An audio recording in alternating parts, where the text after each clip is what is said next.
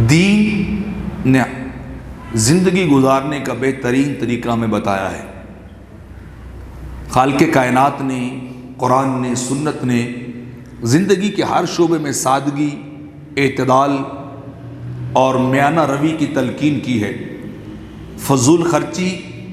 عیش و عشرت، نمود و نمائش یا حد سے گزر جانا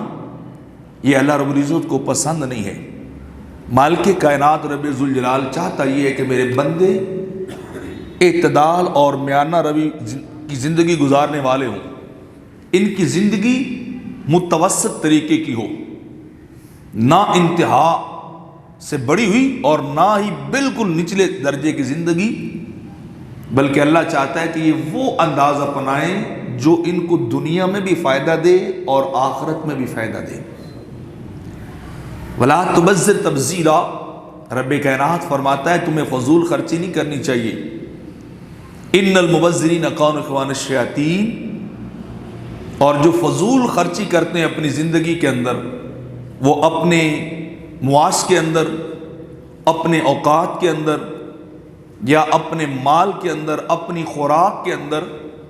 جو لوگ حد سے زیادہ بڑھ کے قدم اٹھاتے ہیں وہ اللہ کو پسند نہیں ہے۔ رب ذوالجلال فرماتا ہے وَقَانَ الشَّيْطَانُ لِرَبِّهِ كَفُورًا،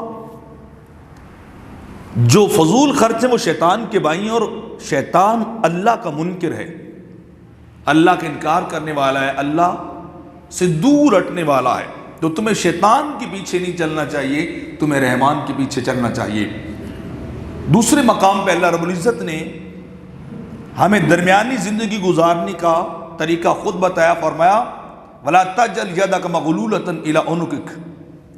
کہ انتہا بخیلی اور کنجوسی سے کام بھی نہ لو، کہ بالکل اللہ نے جو نعمتیں دی ہیں تم ان پہ حریص ہو جاؤ، انہیں خرچ بھی نہ کرو، اپنی ضرورت میں بھی نہ لاؤ، تو ایسا بھی نہیں کرنا چاہیے۔ وَلَا تَبْسُطْ كُلَّ الْبَسْطِ، اور اگلا جملہ فرمایا کہ تمہیں بالکل ہاتھ کھول بھی نہیں دینے چاہیے زندگی گزارتے ہوئے، کہ مال کو خرچ کرتے جاؤ، مال کو لٹاتے جاؤ، بغیر ضرورت اور مصرف کے ہی مال تم خرچ کرتے جاؤ۔ تو رب کائنات فرماتا ہے فَتَقْعُدَ مَلُومًا مَحْسُورًا،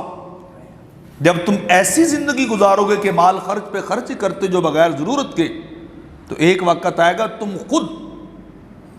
محتاج بن کے بیٹھ جاؤ گے،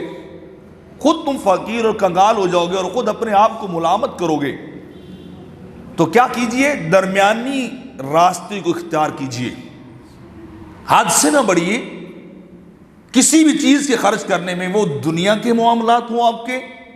وہ دین کے معاملات ہوں آپ کے گھریلو معاملات ہوں، آپ کے خارجی معاملات ہوں، ہر معاملے میں انسان کو درمیانہ راستہ اختیار کرنا چاہیے، اعتدال کو انسان کو اختیار کرنا چاہیے۔